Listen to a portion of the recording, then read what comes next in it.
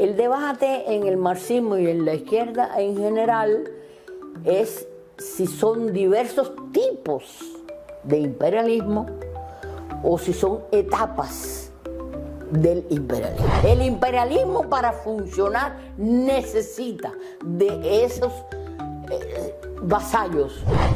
A veces yo he oído años atrás algún compañero que ha dicho: no, el marxismo no ha estudiado el imperialismo. Eso no es cierto. Si nosotros mantenemos la idea de el centro y la periferia, nosotros hemos encontrado un centro del centro. Escuchamos a veces análisis que dicen que se revive la doctrina Monge, pero la doctrina Monge nunca se ha dejado de aplicar desde que se creó. Esto no es un podcast, es una invitación a pensar en cómo somos. A Contracorriente, un espacio para mirar la cultura desde todas las aristas. Bueno, estamos en otro capítulo y en otra temporada que comienza hoy del podcast A Contracorriente, por el que han estado con nosotros varios intelectuales, pensadores, artistas, personas vinculadas a la cultura, siempre sobre el tema o girando alrededor del tema de la cultura como asunto, es decir, como lo que mueve a este espacio. Hoy es realmente algo muy especial para mí, para Eric, para nosotros, creo que para la radio cubana. Y sin lugar a dudas es una oportunidad muy importante que esperamos aprovechar durante estos 5 o 6 capítulos que surgirán a partir de aquí del podcast. Estamos con Isabel Monal. Isabel Monal, que es conocida así, Isabel Monal Rodríguez, Sí. que es conocida así literariamente como autora y como filósofa. Es una personalidad de nuestro país vinculada al pensamiento social, al pensamiento cultural. Es una promotora, ha sido una promotora cultural que ha desarrollado 2 líneas fundamentales en la investigación: la teórica y esta relacionada con las políticas y con la propia promoción cultural. Isabel, bienvenida aquí a este espacio que es tuyo. Isabel es doctora en pedagogía, en filosofía también, es filósofa. Ha hecho, como decía, importantes reportes, ha estudiado a fondo el marxismo en Cuba, la filosofía en Cuba, la historia de las ideas en América Latina, también en Europa. Conoce el pensamiento de Marx, la cabalidad de Engels, de Lenin, se ha ocupado de Mariátegui, se ha ocupado del pensamiento de Fidel, de otros pensadores que han contribuido decisivamente a la formulación de todo el aparato teórico y práctico del marxismo. Entonces, como te decía, bienvenida aquí. Gracias, Omar. Yo encantada de estar aquí en este programa y contigo, que eres mi hermano. Aquí, te quiero mucho. Queríamos empezar aquí una especie de viaje a la semilla, porque vamos a terminar el último capítulo con tus lecturas cuando eras una niña. ¿De dónde viene esto, no? ¿De dónde viene tu interés por la cultura, por las ideas? ¿Cómo se forma un filósofo o una filósofa como tú? Y quería preguntarte acerca del estado actual del capitalismo, digamos, pero del imperialismo en particular, en el mundo y específicamente, si puedes, en Estados Unidos. Sí, es muy importante esto que tú estás planteando de entrada, porque estamos en una etapa del imperialismo. Yo no voy a decir si es la última, si es la penúltima, porque eso yo creo que no lo saben ni los mejores especialistas que tenemos.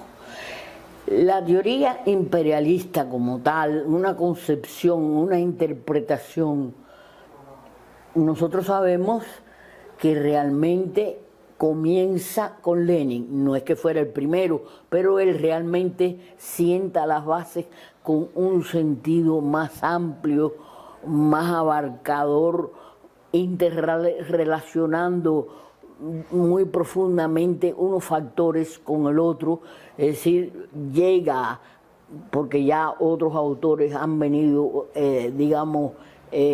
creando ese camino sobre la evolución económica, pero él ve toda su dimensión política, su dimensión cultural, su dimensión en las costumbres, y también es capaz de relacionar esa visión teórica del devenir de los modos de producción y de las formaciones económicas sociales con la geopolítica.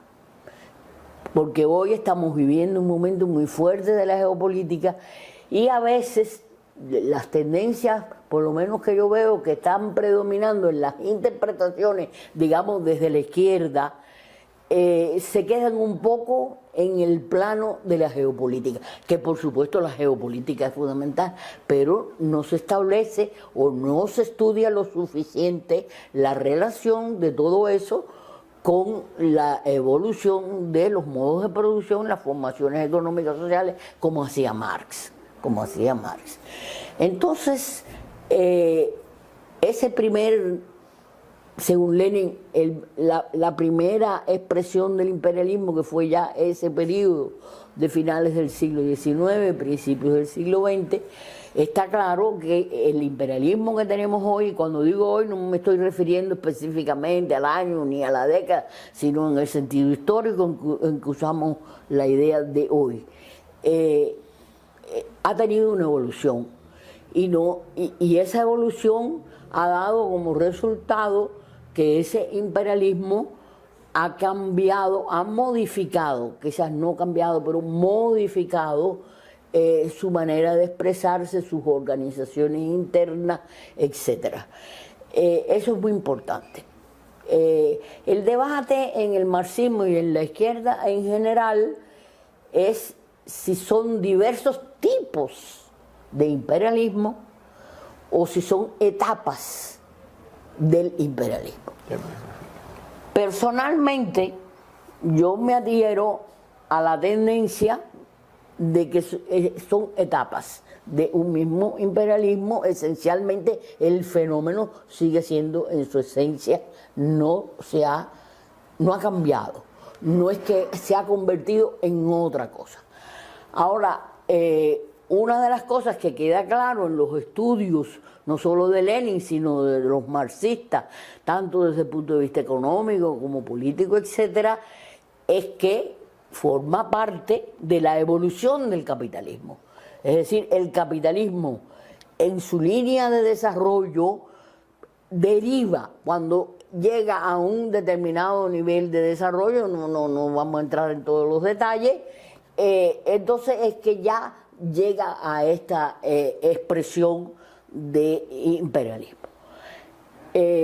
Tan fuerte y tan evidente es esto, que al menos para finales del siglo XX, en las últimas décadas, y muy fuertemente en la última década, el propio imperialismo norteamericano se declaraba imperialista, los estudiosos.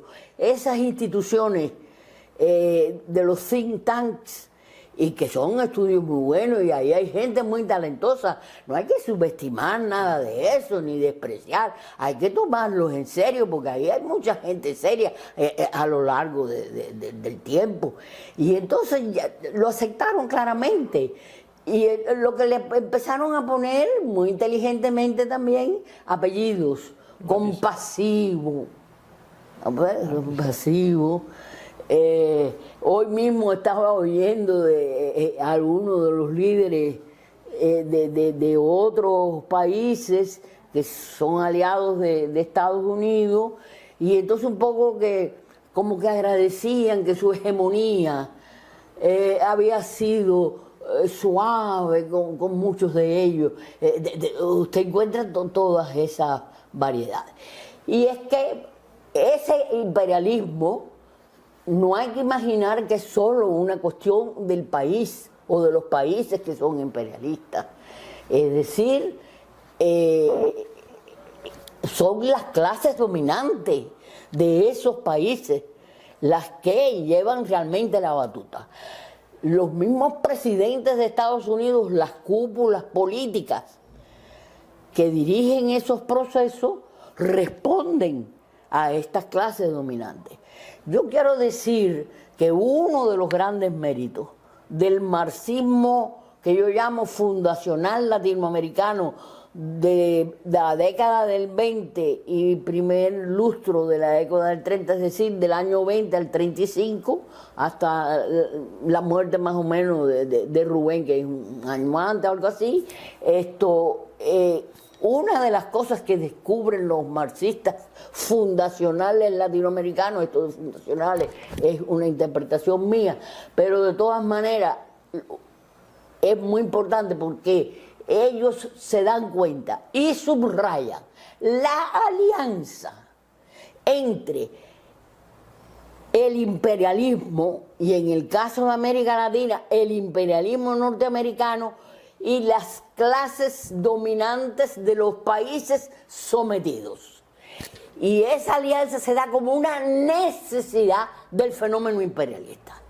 Es decir, el imperialismo para funcionar necesita de esas clases o de esa oligarquía, si no queremos en este caso, hay variedad de expresiones aquí, pero lo importante es que esa alianza es necesaria. El imperialismo para funcionar necesita de esos vasallos para poder funcionar. Con claridad. Eso, claro, una personalidad como la de Trump hace más evidente lo que antes se veía menos, pero no es que sea con él, que eso es así y antes no. Lo que pasa es que él tiene una manera distinta de expresarse, lleva ese estilo como un estilo de utilidad política. Cuán eficiente es, no estoy yo para juzgar eso, pero lo que no hay es que imaginarse de que es con él que empieza. Como también a veces, es decir, el imperialismo como fenómeno, ya sea en cualquiera de sus etapas, sencilla y llanamente, está en el caso de América Latina ligado, conectado inseparablemente a la llamada doctrina Monroe. Ahora, escuchamos a veces análisis que dicen que se revive la doctrina Monroe, pero la doctrina Monroe nunca se ha dejado de aplicar desde que se creó. Lo que se adapta a las condiciones, a los procesos, y eso es fundamental. Entonces, personalmente yo creo que en la última etapa del imperialismo en que estamos todavía hoy, nosotros lo que encontramos, a mi manera de ver, es que si nosotros mantenemos la idea de el centro y la periferia, nosotros hemos encontrado un centro del centro.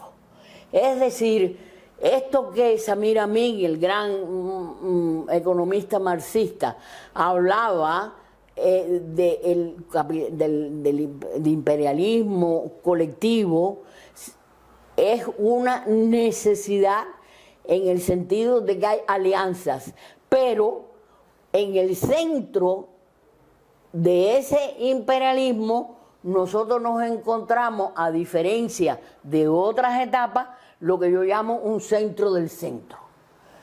Y ese centro del centro no solo ejerce, en este caso, digamos, su hegemonía o su dominio. Yo uso los dos términos porque a veces se tiene más fuerza y otras menos. Pero parecen sinónimos, pero no son sinónimos. Una carga semántica. Exactamente. Y no son sinónimos. Yo uso uno u otro y a veces los dos, según la cuestión del fenómeno. Pero, y esto es importante, el resto de los países imperialistas que forman el centro junto con Estados Unidos están sometidos de todas maneras. No es igual el sometimiento los países sometidos al imperialismo que los países que están en el centro de la hegemonía o de la dominación, y cómo son las relaciones de Estados Unidos, que es el centro del centro con el resto. Porque en el devenir del capitalismo y del imperialismo, nosotros encontramos un centro y una periferia que ya no se ha manifestado de la misma manera en el movimiento que ha venido teniendo. Entonces, a veces yo he oído años atrás algún compañero que ha dicho, no, el marxismo no ha estudiado el imperialismo. Eso no es cierto.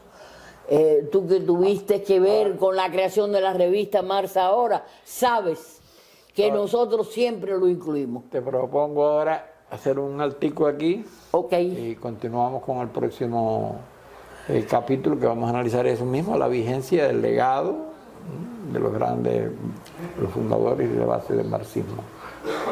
Muchas gracias, Isabel. Encantado de estar aquí, encantada.